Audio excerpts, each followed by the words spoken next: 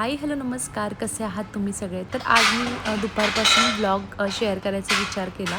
म्हणजे माझं आता थोडंसं रुटीन चेंज झालेलं आहे. म्हणजे संध्याकाळचं जे काही जेवण आहे ना, ते मी दुपारीच करून घेते. आणि आज मला बिर्याणी बनवायची होती आणि बरीच काय काय एक्स्ट्रा कामं होती. म्हणजे क्रॉकरी युनिटचे जे 2 खालचे कॅबिनेट्स आहेत ना, तिथे मी असं काही सामान ठेवलं ना की जे कधीतरी लागतं. जसे की अप्लायन्सेस आहेत छोटे मोठे, ते सगळे इथे ठेवलेले आहेत. आणि इडली कुकर, त्याच्यानंतर हे स्टीमर वगैरे सगळं काही मी इथे ठेवलेलं आहे. इथलं सगळं आवरून घ्यायचं होतं आणि बरीच एक्स्ट्रा देखील कामं होती. जसं की आता पावसाळा चालू झालेला आहे, तर माठ जो आहे तो वरती ठेवून द्यायचा आहे. तो व्यवस्थित सकाळी आहे ना मी धुवून घेतला होता. तर म्हटलं एक एक जी कामं आहेत ना, ही अशी मी सकाळी थोडीफार एक्स्ट्रा करून घेते आणि मग दुपारी ते जे काही काम आहे ना ते माझं पूर्ण होऊन जातं. तर जसं की हा जो कॅबिनेट आहे हा माझा क्लीन होऊन झालेला आहे आणि माठ मी सकाळी घासून ठेवला होता. तो व्यवस्थित सुकल्यानंतर म्हटलं वरती ठेवावा, तर लॉफ्टवरती आता तो ठेवून देते. आणि माझा मागच्या वेळेसचा देखील माठ आहे, तो देखील मी लॉफ्टवरतीच ठेवला होता. तर म्हटलं जाऊ दे, त्या माठामध्ये काहीतरी आपण आहे ना पॉटिंग करायला यूज करता येईल. सो ठेवलेलं. आता बघू म्हटलं कधी करते काय करते माहिती नाही.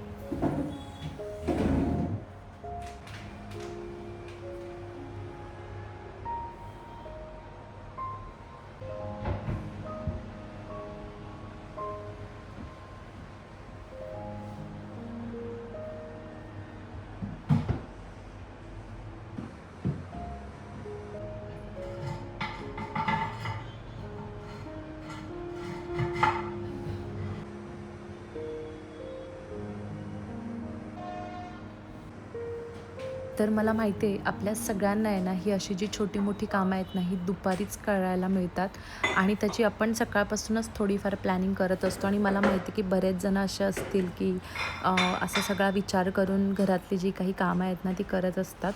दुपारचं जे माझं रुटीन असतं ना, ते नेहमी एक्स्ट्रा कामांचं मी ठेवलेलं आहे. आणि आत्ता म्हणजे मी संध्याकाळी आहे ना झुंबाचा माझा क्लास लावलेला आहे, नवीन जॉईन केलेला आहे.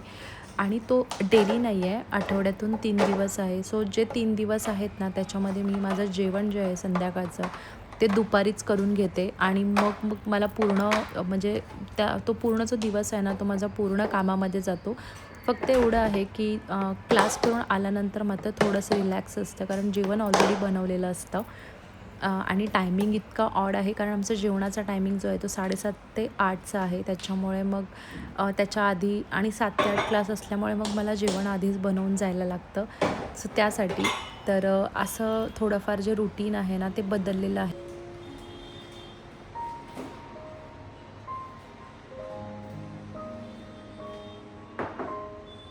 तर आज मी बिर्याणी बनवणार होते आणि मला मागच्या वेळेस मी जेव्हा बिर्याणीची रेसिपी शॉर्टमध्ये शेअर केली होती, तेव्हा मी हा जो सुकवलेला कांदा होता ना त्याच्याबद्दल विचारलं होतं. तर पहिले म्हणजे हे सांगेन की हा कांदा तर जेव्हा माझ्या सासूबाई इकडे आल्या होत्या ना, तेव्हा त्यांनी मस्त कट करून सुकवून ठेवला होता. तो हा कांदा आहे. आणि म्हणजे मला माहिती नाही आहे की तो फ्रीजमध्ये राहील की नाही. व्यवस्थित छान खूप दिवस तो मी सुकवत ठेवला होता आणि आत्ता मात्र मी त्याला फ्रीजमध्ये स्टोअर करते, कारण आता वातावरण बदललेलं आहे. तर मला माहिती नाही आहे की तो कसा राहणार आहे, कारण माझा भरपूर जास्त झाला होता सुकवलेला कांदा. त्याच्यामुळे मग मी मम्मीला, त्यांना असं सगळ्यांना देऊन टाकलेला आहे. पण हां, जर तुम्ही थोड्या प्रमाणामध्ये असा सुकवून ठेवलात उन्हाळ्यामध्ये, तर बाहेर ठेवला तर चालत होता. पण आत्ता मात्र मी तो डीप फ्रीजमध्ये ठेवलेला आहे. तर बिर्याणीमध्ये वगैरे टाकायला खूप मस्त आहे. व्हेज बिर्याणी म्हणा, पुलाव म्हणा किंवा मग नॉनव्हेजसाठी तर आपण यूज करतोच. तर तो मी ठेवलेला आहे. तर मस्त असा पॅक करून डीप फ्रीजमध्ये ठेवलेला आहे. खरं सांगायचं म्हणजे मला देखील माहिती नाही आहे. फर्स्ट टाईमच मी एवढा सगळा कांदा सुकवलेला आहे.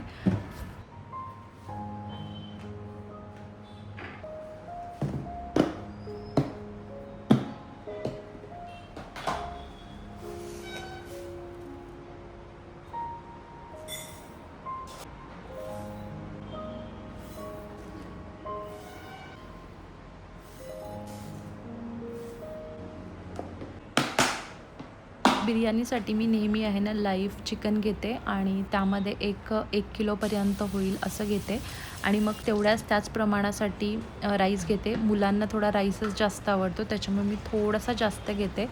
आणि जे तांदळाचं पाणी आहे ते नेहमी मी झाडांसाठी ठेवते. नेहमी मी माझ्या व्हिडिओजमध्ये सांगत असते, तरी देखील मला त्या रिलेटेड कॉमेंट्स येतात की हे पाणी का काढलं आहे. तर तेच पाणी मी झाडांना टाकते. कांद्याचं जे आपण साल काढतो ते पाणी मी झाडांना ठेवते. जेव्हा बिर्याणी वगैरे बनवतो तेव्हा आपण खूप सारा कांदा कट करतो, तर ते देखील पाणी मी ठेवून देते आणि दुसऱ्या दिवशी झाडांना घालते. तर हा जो कांदा जो सुकवलेला कांदा असतो ना, तो पटकन तळला जातो. खूप कमी वेळामध्ये तो कांदा आहे ना मस्त असा क्रिस्पी होऊन जातो. तर थोडासा मी इथे मॅरिनेटेड चिकनमध्ये टाकून ठेवलेला आहे आणि बाकीचा तर आपण राईसमध्ये ॲड करणार आहे. तर काही नाही, मी फक्त कांदा आणि टोमॅटोची ग्रेव्ही करणार आहे. जितका किलो आपण तांदूळ घेतलेला आहे तितकाच ऑलमोस्ट जवळपास मी कांदा घेते आहे. तर इथे मी 4 कांदे घेतलेले होते आणि 4 टोमॅटो असं इक्वल प्रमाणामध्ये घेतलेले आहेत आणि थोडेसे मोठ्या साईजचे माझे कांदे आहेत. आणि चॉपरमध्ये कट केलेला कांदा आहे ना, तो शिजायला खूप कमी वेळ लागतो. हाताने कट केलेला आपल्याला जरा मोठे मोठे राहतात पीसेस आणि मग ग्रेव्ही छान बनत नाही. तर म्हटलं चला आपल्याकडे हे आहेच चॉपर, तर ह्याच्यामध्येच आपण कट करून घेऊया. तर मस्त असा बारीक कट केलेला आहे आणि टोमॅटोची देखील प्युरी करायची गरज पडत नाही, कारण याच्यामध्ये असं प्युरीसारखाच तो चॉप होऊन येतो टोमॅटो, त्याच्यामुळे हा देखील खूप पटकन विरघळून जातो. तर फक्त कांदा आणि टोमॅटोचीच मी इथे म्हणजे ग्रेव्ही बनवलेली आहे, बाकी दुसरं काही टाकलेलं नाही आहे. आणि मी नेहमी माझा बिर्याणीचा हा जो पॉट आहे ना, तो मी फक्त आणि फक्त बिर्याणीसाठी घेतलेला आहे. मस्त अशी 1 किलोची बिर्याणी त्याच्यामध्ये होऊन जाते आणि खूप छान आहे. आणि हां, मेन म्हणजे बॉटम जो आहे तो हेवी बॉटमचा आहे, त्याच्यामुळे काही करपत नाही. जर मला दम द्यायचा असेल आणि दम तर मी याच्यामध्येच देते, तर कधी करपत नाही. खूप मस्त अशी ही हंडी आहे आणि मला घ्यायचीच होती, स्टीलचीच घ्यायची होती आणि मी बरेच दिवस बघत होते की मला स्टीलमध्ये हंडी घ्यायची आहे.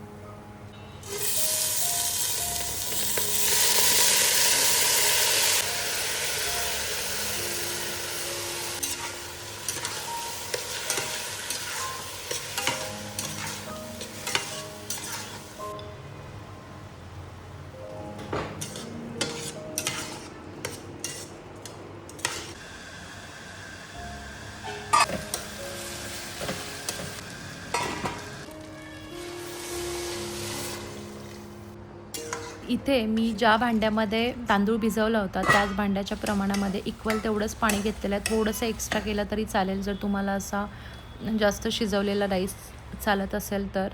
तर मी इथे म्हणजे माझे दोन्ही कामं सायमल्टेनियसली इथे चालू आहे. भात एकदम मस्त असा शिजला होता आणि मला आहे ना असा जो तांदूळ असा तुटलेला असतो ना बिर्याणीतला, तो आवडत नाही. त्याच्यामुळे मी खूप हलक्या हाताने ती चेक करत होते की शिजले की नाही. तर भात छान शिजला होता, माझं चिकन मस्त असं शिजलं होतं. तर आता मला फक्त याला आहे ना लेयर द्यायची होती. तर यातला वरचा जो तांदूळ आहे म्हणजे भात आहे तो मी काढला आणि मग तसेच लेयर देत गेली. तर कोथिंबीर आणि कांद्याची मस्त अशी लेयर दिली आणि मध्ये मध्ये तुपाची देखील डाळ टाकलेली आहे. खूप छान अशी बिर्याणी झाली होती. कधीतरी माझं देखील प्रमाण चुकून जातं बिर्याणीचं, पण कधीतरी एकदम परफेक्ट होते आणि जेव्हा परफेक्ट होते ना तेव्हा इतकं मस्त वाटतं.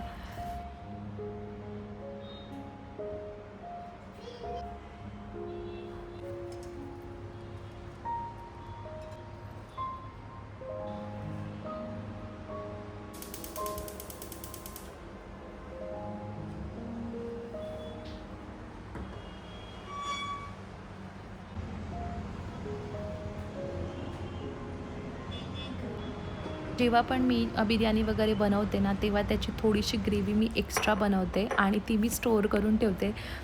2-3 दिवस तरी ही फ्रीजमध्ये खूप व्यवस्थित राहते, कारण आपण मीठ वगैरे टाकलेलं असतं, छान शिजवलेली असते. सो माझं अजून एका टायमाची जी ग्रेव्ही आहे ना भाजीची, ती रेडी झालेली असते. माझी अशी बिर्याणीची रेसिपी आहे. तर तुमची देखील काहीतरी वेगळी आणि युनिक असेल ना, तर मला नक्की कमेंट सेक्शनमध्ये सांगा, म्हणजे मला देखील नवीन ट्राय करता येईल. आणि इथे जे मला पहिल्यापासून बघतायत व्लॉग्समध्ये, तर त्यांना माहिती आहे इथे मी आधी देखील असं बैठक केली होती. 2 गाद्या एकावरती एक टाकलेल्या आहेत आणि इथे बसून मस्त छान वाटतं आणि आता मुलांना सुट्टी देखील होती तर म्हटलं चला इथे सोफा ठेवण्यापेक्षा आपण इथे हे बैठक करून घेऊया. तर मस्त वाटतं इथे आणि इतकं रिलॅक्स वाटतं. समोर मस्त अशी खिडकी आहे. छान वाटतं बसायला देखील आणि जास्तीत जास्त वेळ आहे ना इथेच जातो आमचा. हॉलमध्ये तर खूप रेअरली आम्ही बसतो. तर ही देखील एरिया मी थोडासा छान आणि असं एकदम मस्त ठेवायचा प्रयत्न केलेला आहे. तर हा जो माझा काउच दिसतो ना तुम्हाला, तो देखील माझा म्हणजे सोफ्यासोबतचाच आहे. तर असाच तो 3 सेट्समध्ये आहे. तर त्याचा एक जो आहे तो इथे मी ॲज अ काउच म्हणून ठेवलेला आहे. मला खूप आवडतं असं माझं इथली जी अरेंजमेंट आहे ना, ती माझ्या हॉलपेक्षा मला इथली जी अरेंजमेंट आहे ना, ती खूप आवडते. आज ॲक्च्युली व्लॉग शेअर करायचं आहे ना, अजून एक रिझन होतं ते म्हणजे आहे ना, मला नेहमी तुम्ही ड्रेसच्या लिंकसाठी विचारता आणि मला देखील खूप जास्त वेळ नसतो बाहेरून ड्रेस घेऊन यायला. सो मी प्रेफर करते की मी ऑनलाईनच घेऊ आणि थोडेसे मग आपण प्राइजेस देखील चेक करतो आणि आवडलं नाही तर रिटर्नचा देखील ऑप्शन असतो. फक्त त्याच्यामध्ये थोडा वेळ जातो. पण मला नेहमी विचारलं जातं की तुमचे ड्रेसेस कुठून घेतलेले असतात. तर म्हटलं ह्यावेळेस मी खूप जास्त शॉपिंग केली होती आणि बरेच चेक करत होते मी म्हणजे ड्रेसेसचे वेगवेगळ्या पॅटर्न्सचे मी बघत होते. तर म्हटलं चला आता सगळे रिसीव झालेलेच होते तर तो देखील ब्लॉग तुमच्यासोबत म्हणजे त्याच्या ड्रेसेस आहेत ते कसे दिसतात, काय दिसतात हे देखील तुमच्यासोबत शेअर करते. कारण कसं आहे आपण फोटो बघतो ना तर आपल्याला आयडिया येत नाही की ते आपल्यावरती चांगलं दिसेल की नाही. पण जवळून असं जर आपण बघितलं क्वालिटी काय आहे, काय नाही तर थोडीफार आयडिया येते. सो म्हटलं चला ते देखील तुमच्यासोबत आजच्या या व्हिडिओमध्ये शेअर करते.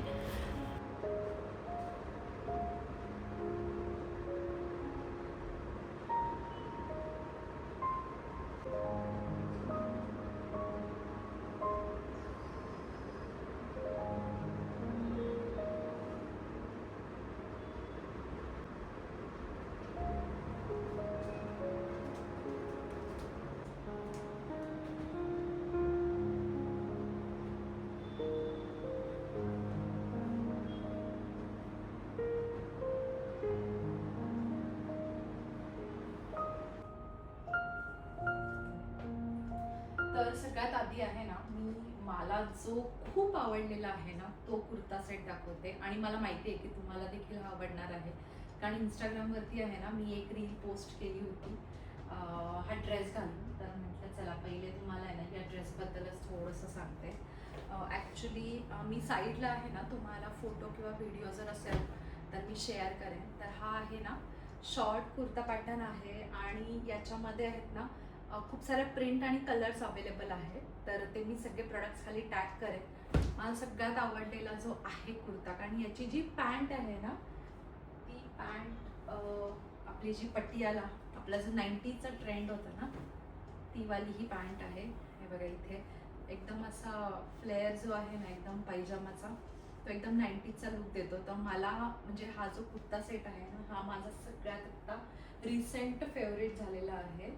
सो असा काहीसा ड्रेस आहे. याच्यावरती दुपट्टा देखील आहे. दुपट्ट्याची क्वालिटी खूप हलकी आहे. पण हा जसं आधी मिळत होता ना तशाला त्याच्यामध्ये इस्त्री नाही आहे. त्यानंतर नेक्स्ट आहे तो म्हणजे हा फुल व्हाईटमध्ये आहे आणि हा मी जनरली कॉटन म्हणजे मी जनरली कॉटनचेच ड्रेसेस घेते. सो हा देखील आहे ना प्युअर लिनन आहे म्हणजे आणि ह्याला आहे ना आतमध्ये व्हाईट कलर आहे त्याच्यामुळे अस्तर तर आपल्याला सगळ्यांना लागतंच. सो याला अस्तर देखील दिलेलं आहे आणि छोटीशी अशा हार्ट शेपमध्ये वुवन डिझाईन आहे. तर मी आहे ना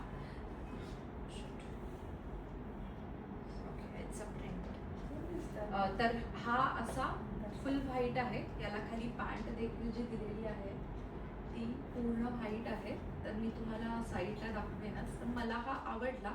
ट्राय करून बघितला तेव्हा छान देखील वाटला. तर म्हटलं ठीक आहे राहू दे बघूया.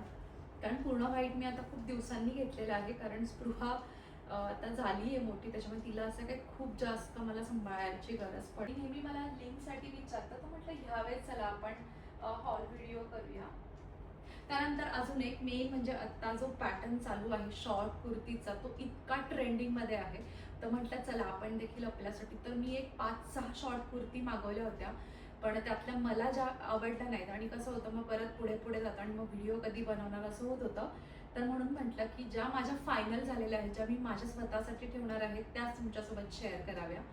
तर त्या शॉर्ट कुर्तीजमध्ये मला सगळ्यात आवडलेली कुर्ती ही आहे. इतका सुंदर कलर आहे आणि हँड्स तर तुम्ही बघतायच आणि मेन म्हणजे हे बघा, कलर थोडासा असा मी वेगळा घेतलेला आहे. एकदम सुंदर आणि एकदम असा आपण म्हणतो ना एक रिच लुक येतोय ना, तर तसा आहे. आणि याचमध्ये आणि हे पण प्युअर कॉटन आहे आणि एकदम सॉफ्ट आहे, म्हणजे गरम होणार नाही याच्यामध्ये. आणि स्लीव्स तर 3/4च आहेत आणि हा मी तुम्हाला घालून तर दाखवणारच आहे. तर हा आहे ना, आपण बेज कलरच्या पॅन्टवरती, व्हाईट कलरच्या पॅन्टवरती किंवा ह्याच कलरमध्ये डार्क किंवा लाईट कलरमध्ये तुम्ही जर पॅन्ट घातलीत ना, तर हा खूप सुंदर दिसणार आहे. कशासोबत पेअर करू शकता हे देखील सांगते, कारण कसं असतं काही वेळेस आपल्याला कळत नाही हा कशावरती छान वाटेल किंवा काय. तर हा असा छान असा शॉर्ट कुर्ती आहे, छान अशी शॉर्ट कुर्ती आहे. तर मी जवळून तर तुम्हाला दाखवतच आहे मटेरियल, तरी देखील मला जर जमलं तर मी अजून थोडंसं तुम्हाला व्यवस्थित दाखवेन. तर ह्याची ही जी म्हणजे डिझाईन केलेली आहे ना, ही देखील थ्रेडवर्क आहे. सो त्यामुळे आहे ना, मला मे बी याची कॉस्ट थोडीशी जास्त आहे. थ्रेडवर्कची कॉस्ट तर आपल्याला माहितीच आहे, थोडी जास्त असते. आणि कपडा एकदम सॉफ्ट आहे. आणि त्यानंतर सेम याच्यामध्ये मी अजून एक कुर्ती मागवलेली आहे. यामध्ये देखील मी 3-4 कुर्ती मागवल्या होत्या. साईज एकतर प्रॉपर नाही किंवा फिटिंग व्यवस्थित नाही. सो फिटिंग व्यवस्थित नाही, सेमच झालं दोन. तर तसं काही होत होतं आणि किंवा काही कलर चांगले दिसत नव्हते किंवा क्वालिटी चांगली नव्हती. तर त्यामध्ये हा दुसरा आहे. स्लीवलेस आहे, प्युअर कॉटन आहे, शॉर्ट आहे, साईडला छोटासा कट आहे आणि एकदम परफेक्ट साईजमध्ये मला बसलेला आहे. हा मी पेअर करणार आहे माझ्या या ब्लॅक पॅन्टवरती, तर हा नक्की जाईल. किंवा मला जर याला दुसऱ्या कोणत्याही पॅन्टसोबत पेअर करायचं असेल ना, तरी देखील हा सुंदर दिसेल. Pure cotton. सगळ्यात शेवटी हा एक ड्रेस आहे. सो येस, आता तुम्ही म्हणाल की खूप सारे वाईट झालेत, कारण हाच कलर मला जास्त आवडतो. तर हा असं छान आहे आणि याच्यावरती देखील जर तुम्ही हे वर्क बघितलात ना, ह्यात थ्रेड वर्क आहे आणि याच्यावरची मेन म्हणजे प्रिंट इतकी सुंदर आहे आणि स्लीव्जला पफ आहेत. नेहमी तुम्हाला माझे ड्रेस आवडतात म्हणून म्हटलं चला आज आपण हॉल करूया, हॉल व्हिडिओ. आणि ह्यावेळेस मी बऱ्याच गोष्टी एकत्र मागवल्या होत्या. 15-16 गोष्टी, म्हणजे 15-16 ड्रेसेस वेगवेगळ्या पॅटर्नमध्ये मागवले होते. म्हणजे शॉर्ट ड्रेस झाला किंवा पॅन्ट झाले किंवा शॉर्ट कुर्ती झाले किंवा पूर्ण सेट झाला. तर ते माझं चाललं होतं की मी आत्ता ही जी व्हिडिओ आहे ती मला तुमच्यासोबत हॉल व्हिडिओ करायची. तर तेवढ्या 15-16 ड्रेसेसमधून मी एवढे फायनलाइज केलेत आणि हेच तुमच्यासोबत शेअर करते. तर हा आहे असा शॉर्ट ड्रेस आणि मेन म्हणजे मी असे ड्रेस प्रेफर करते की माझं थोडंसं पोट दिसतं. सो पोटावरती लूज असे ड्रेसेस जर आपण घातले ना, तर आपण थोडेसे बारीक दिसतो.